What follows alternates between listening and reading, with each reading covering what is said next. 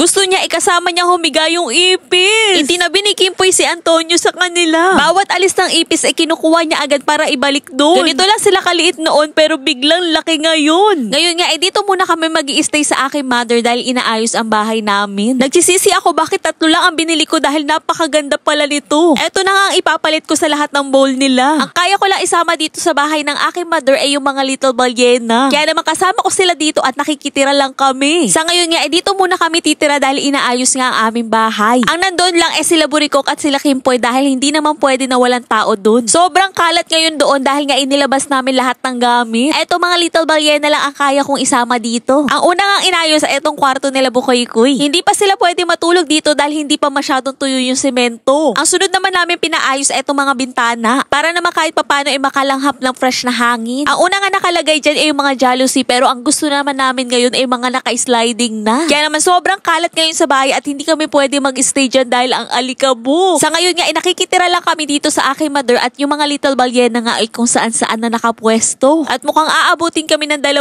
linggo dito. 4 months na nga ang mga little ballena at ganito lang sila dati. Sobrang liit at payat pa sila dyan dahil nga puro gatas lang naman ang iniinom nila. Ganito sila kadami dati. Ang liliit pa lang nila lahat dito. Pero dahil dito talaga nawala ang pagkapayat nila. Hindi yan pwede mawala sa kanila dahil dyan simot talaga. Etong beef nga ang madalas kong ibigay sa kanila. Inuumpisa na nga ni Burikok sirain ang bahay namin. Si Burikok lang ang tao dyan tuwing gabi at kasama naman niya sila Kimpoy. Hindi nila pwedeng gamitin yung kwarto dahil nga inaayos. Kaya naman naglagay na lang sila ng sapin dito sa may sala. Diyos ko day, etong dalawa talaga sinasamahan si Burikok. Nung humiga na nga si Burikok, eto si Kimpoy at si Kiray nga ilumapit sa kanya. Kitang-kita dito sa CCTV lahat ng ginawa nila Kimpoy. Bigla siyang umalis dyan at pagbalik niya idala-dala niya na yung ipis. Binitbit niya lang yung ipis at saka niya ilalapag. Nagtataka ako dito bakit hindi niya pinaglalaruan. Doon ko na napansin na gusto pala niya itabi kay Burikok yung ipis. Sinusubukan naman tumakas ni Antonio pero hindi talaga siya makaalis. Walang kaalam-alam si Burikok na tinatabi na pala sa kanya ni Kimpoy si Antonio. Bawat takas ni Antonio ay talagang kinukuha ni Kimpoy para itabi kay Burikok. Dito nga ay kitang-kita na muntika na makaalis si Antonio. Pero nakuha agad ni Kimpoy at tinabi agad kay Burikok. At sa pangalawang pagkakataon tumakas ulit si Antonio. Kaya naman buong gabi ay magkakatabi sila kasama yung ipis. Diyos ko day, sa dinabi-dami ipis pa talaga ang gustong itabi ni Kimpoy kay Burikok. Gusto niya siguro na isurprise si Burikok pagising niya ng umaga. Diyos ko day, tumawid na si Antonio sa kabilang binti ni Burikok. Ganyan niya ang ginawa ni Kimpoy buong gabi. Bawat takas ni Antonio ikukunin niya dahil ang gusto niya itabi-tabi silang lahat. Hindi nila magamit yung foam nito dahil lahat ng mga gamit nga ay naka-plastic. Wala silang choice kundi humiga dyan sa sala dahil lahat ng kwarto ay inaayos. Yung mga foam nga ipinlastic namin para hindi maalikabukan. Pagising ni Burikok pinakita ko sa kanya ang ginawa sa kanya ni Kimpoy. Nung pinakita ko na kay Burikok lahat ng ginawa ni Kimpoy kagabi sa akin siya nagalit.